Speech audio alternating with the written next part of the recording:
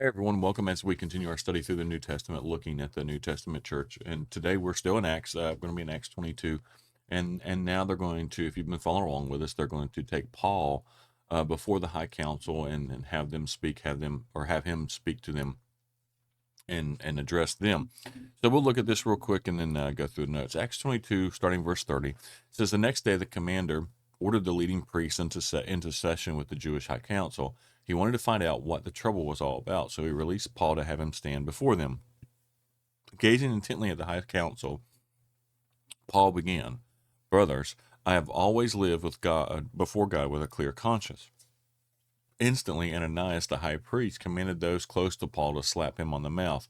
But Paul said to him, "God will slap you, you corrupt hypocrite. What kind of judge are you to break the law yourself by ordering me struck like that?" Those standing near Paul said to him, "Do you dare insult God's high priest?" And Paul, "I'm sorry, brothers, I didn't realize he was the high priest," Paul replied. "For the scripture says you must not speak evil of any of your rulers." Paul realized that some members of the high council were Sadducees and some were Pharisees, so he shouted, "Brothers, I am a Pharisee, as were my ancestors, and I am on trial because my hope is in the resurrection of the dead." This divided the council, the Pharisees against the Sadducees, for the Sadducees say there is no resurrection or angels or spirits, but the Pharisees believed in all of these. So there was there was a great uproar. Some of the teachers of religious law who were Pharisees jumped up and began to argue forcefully. "We see nothing wrong with him," they shouted. "Perhaps a spirit or angel spoke to him." As the conflict grew more violent, the commander was afraid they would tear Paul apart, so he ordered his soldiers to go and rescue him by force and take him back to the fortress. That night, the Lord appeared to Paul and said, "Be encouraged, Paul. Just as you have been a witness to me here in Jerusalem, you must preach the good news in Rome as well." And so, what we see here, right, with Paul in addressing the High Council, Paul was insisting on his personal integrity before God, that he had not violated God's law, right, or done things that they or done the things that they had accused him of doing. And so he was standing before him saying, "Hey, look, I haven't done anything wrong." Well, Ananias was the Jewish high priest. He was the high priest from AD 47 to 58. He, told him to slap him. And so what he was trying to do, he apparently assumed Paul was lying and was trying to intimidate him. And so Paul calls him a hypocrite, and then literally was called him a whitewashed wall, or maybe even a whitewashed tomb. But it was an insult, a great insult to the leader of the high council. And we don't know why Paul didn't recognize the high priest. We just don't know. Maybe it's been so many years he just didn't recognize him.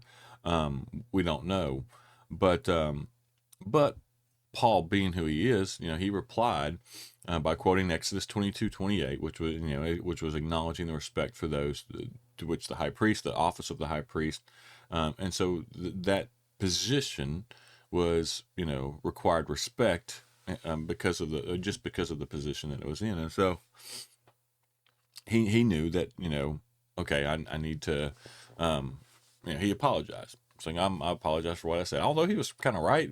But sometimes, and especially in situations like this, and I think we can learn this from Paul, it's better to apologize and try to win people over than it is to force the issue and continue to insult people. So I think we see that. And so Paul focused on the key issue in his trial, and that was the hope of the resurrection of the dead. And this was literally a smart move by Paul. And we can see that, right? He realized, okay, I got Pharisees and I got Sadducees here.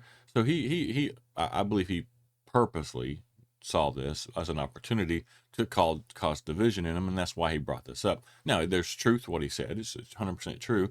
He is on trial for what he believes about the resurrection of the dead, and so he uses that to cause, a division in the high council. And so his preaching was simply the outward working of the hope, right?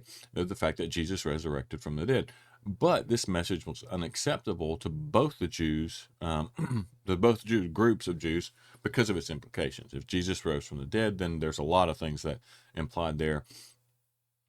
But one of those, the major one, is that the Pharisees could not abide the inclusion of the Gentiles, apart from, circumcision and keeping the law of Moses. and all that. But also, that was the resurrection of Jesus and the outpouring of the Spirit that was provided. And so, we see this, and it's like, well, they couldn't accept that. The Sadducees could not stand the proclamation, right? That, of the resurrection at all.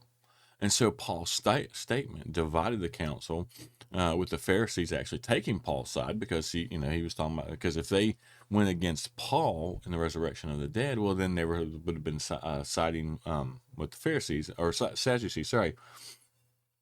And so definitely they were going to take Paul's side in that. And so because of that, this huge uproar happened, this huge fight happened among the high council, and it was so great, right? That they were so the fighting was so bad that the commander had to come in and rescue him with his soldiers, because he was afraid they were going to kill him. So he took him back to to their fortress. And so after this, we see at the end of this, that evening, that Jesus appears to Paul again and encourages him to continue in his faith and to be a faithful witness, and that he's going to be the same, like, what he did, and how he proclaimed Jesus in Jerusalem, that he was going to also be able to preach Jesus in Rome, and do that. And we're going to see that later on in the next couple weeks. And so after this, we're going to see tomorrow that there's a plan to kill Paul, right? The Jewish leaders come up and with a plan to kill Paul, because they can't stand for this. They can't accept this. And so we're going to continue on, in Paul's ministry, his imprisonment, and his journey to Rome that we see here. And again, like I said, there's not a lot of deep theological stuff here. There's good things that we can look and see from a spiritual aspect of examples we can follow, that kind of stuff. But from the standpoint of, let's dive deep theologically into this, no, Acts is mainly historical. And so I think what we can learn from it is, and I think we can use this for all the book of Acts. It's a good book. It's a good tool for us to use for mimicking the church, right? Seeing the things that the church did, and following their example. Same thing with Paul, and how bold and how he proclaims Jesus no matter where he's at, stuff like that. We can learn from that. We can learn to be wise in front of people that we are proclaiming Jesus to, just like Paul did in this example here as well. And so I hope y'all are learning from this. I hope you continue to follow along with this. As always, I appreciate everyone who follows along, and I encourage you to subscribe to our channel if you haven't done so, just so you can follow along with us. Like I said, we're doing this study. It's a chronological study that we go through. We're doing daily, and so we're still getting close to the end of Acts. Once we get there, we'll go through the rest of the books that Paul wrote, and some of the other writers of the New Testament wrote, and we'll continue to go through that. But as always, I appreciate everyone who takes the time to watch these, and I hope y'all have a wonderful day.